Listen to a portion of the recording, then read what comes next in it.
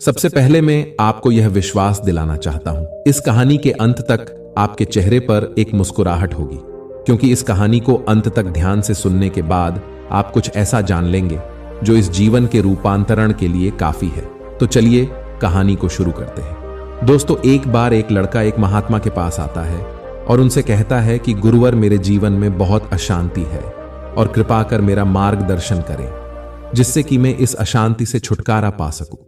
वे महात्मा उस लड़के से पूछते हैं, बेटा तुम्हारे जीवन में अशांति क्यों है? फिर वह लड़का उत्तर देता है, अत्यधिक विचारों के कारण मेरे भीतर बहुत सारे विचार चलते रहते हैं, जिसके कारण मेरा मन अशांत रहता है। फिर वे महात्मा उस लड़के से कहते हैं, बेटा ऊपर उस आकाश में देखो, क्या तुम्हें सूर्य दिख रहा है? वह लड़का ऊपर आकाश में देखता है और कहता है, जी गुरुदेव दिख रहा है। फिर वे महात्मा जी उस लड़के से पूछते हैं, अगर तुम लगातार धूप में खड़े रहो तो क्या होगा? फिर वो लड़का कहता है, गर्मी लगेगी गुरुदेव और शरीर में बेचैनी पैदा हो जाएगी। फिर वे महात्मा जी उस लड़के से पूछते हैं कि बेटा, अगर धूप में खड़े रहने से तुम्हें गर्मी लगती है तो इसमें दोष किसका है, सूर्य का, गर्मी का या तुम्हारा? फिर वो लड़का थोड़ी देर सोचता है और कहता है, कृपा कर आप ही बताइए गुरुदेव। फिर वे महात्मा जी मुस्कुराते हैं और उस लड़के से कहते हैं कि सूर्य का काम है गर्मी देना और गर्मी का काम है गर्मी लगवाना, इसीलिए दोष तुम्हारा है। तुम धूप में जाकर खड़े हुए हो, तुम चाहो तो तुम छाया में जाकर बैठ सकते हो। ठीक उसी प्रकार हमारे मन का स्वभाव है विचारों और भावनाओं की खिचड़ी पकाना, और विचारों और भावनाओं का काम है तुम्हें दिशा दिखाना। अब उस दिशा में तुम्हें चलना है या नहीं, यह सिर्फ तुम्हारे हाथ में है। देखो, ध्यान से समझो कि विचार और भावनाएं समस्या नहीं है, बल्कि तुम्हारा उनसे जुड़े रहना समस्या है। सोचो कि तुम धूप में खड़े हो और तुम चाह रहे हो कि तुम्हें गर्मी ना लगे। क्या यह संभव है? अगर तुम्हें गर्मी से बचना है तो तुम्हें अपनी जगह बदलकर धूप से छाया में जाना है। ठीक उसी प्रकार मनुष्य के अशांति के 4 आयाम हैं, तन, मन, दिल, बुद्धत्व। दोस्तों, बुद्धत्व यानी कि बुद्धि के परे की स्थिति है, उसे बुद्धत्व कहा जाता है। दूसरे और तीसरे आयामों में हमेशा उथल पुथल रहती है, यानी मन में विचार चलते रहते हैं और दिल में भावनाएं होती हैं, और ये दोनों ही आयाम बहुत ही शक्तिशाली है। विचार क्षणिक होते हैं और भावनाएं देर तक टिकती है। इसे तुम ऐसे समझो जैसे कि कल तुम जिसे खोने से डरते थे, आज वो तुम्हारे पास नहीं है और आज तुम्हें उसकी कमी महसूस नहीं होती है। कुछ समय तक हुई थी, लेकिन अब नहीं हो रही है, क्योंकि भावनाओं को अलग होने में थोड़ा समय लगता है। विचार तुरंत बदल जाते हैं, जैसे अभी तुम कुछ और सोच रहे थे और थोड़ी देर बाद कुछ और सोचने लग जाओगे।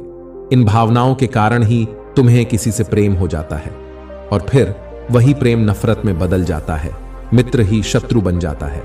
उसके बाद वह लड़का उस महात्मा जी से कहता है, गुरुदेव फिर इसका उपाय क्या है? फिर वे महात्मा जी उस लड़के से कहते हैं, बेटा उपाय यह है कि तन के आयाम पर काम करना, और यह सबसे आसान तरीका है। शरीर के स्तर पर हमारी कर्मेंद्रिया है और ज्ञानेंद्रिया है। हमारी कर्मेंद्रिया कर्म से जुड़ी हुई है और हमारी ज्ञानेंद्रिया ध्यान से जुड़ी हुई है। इनके प्रति हम अपनी संवेदनशीलता को बढ़ा सकते हैं, और इसका मतलब यह है कि हम जो भी कार्य करें उसे आनंद के साथ कर सकते हैं। जैसे अगर आप पानी पी रहे हो तो पूरी तरह से पानी ही पियो, यानी पानी पीने में अपना 100% कर दो। फिर लड़के ने कहा, ऐसा करने से क्या होगा गुरुदेव? ऐसा करने से तुम मन और दिल के आयाम से हटकर शरीर के आयाम पर आ जाओगे, और यह बिल्कुल ऐसा है जैसे कि तुम धूप से हटकर छाव में आ गए। मन और हृदय के आयाम पर अपना काम चल रहा है, लेकिन तुम्हारी जागरूकता तन पर आ गई है। जैसे कि सुबह उठो तो सूरज की किरणों को महसूस करो और हवा को महसूस करो। आंखें बंद करके पक्षियों की आवाजें सुनो।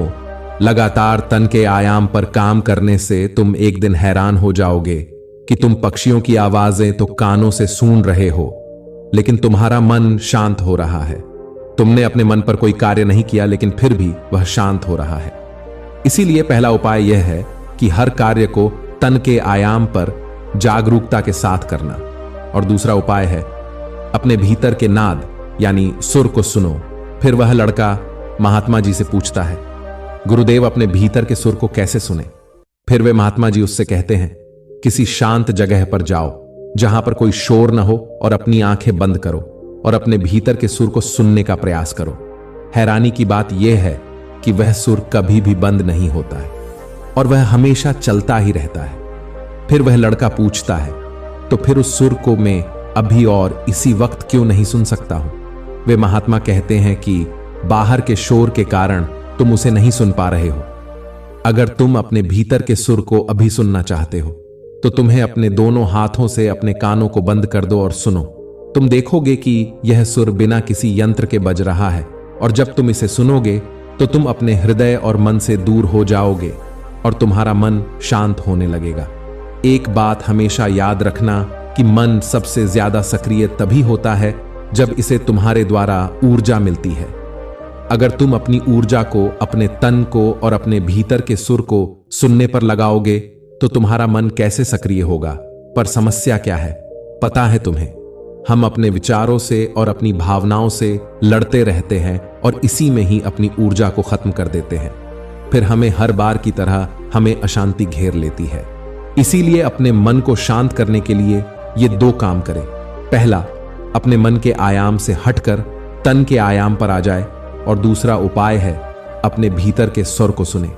दोस्तों, वह लड़का तो उन महात्मा की बातों को समझ जाता है, लेकिन क्या आप समझ पाए? यह हमें नीचे कमेंट बॉक्स में कमेंट करके जरूर बताएं। दोस्तों, आज की यह कहानी आपको कैसी लगी और इस कहानी से आपको और क्या क्या सीखने को मिला, यह भी हमें कमेंट करके जरूर बताएं। साथ ही अगर आपको यह कहानी पसंद आई होगी और आपके लिए कारगर साबित हुई होंगी तो इसे अपने दोस्तों के साथ इसे अवश्य शेयर करें। धन्यवाद।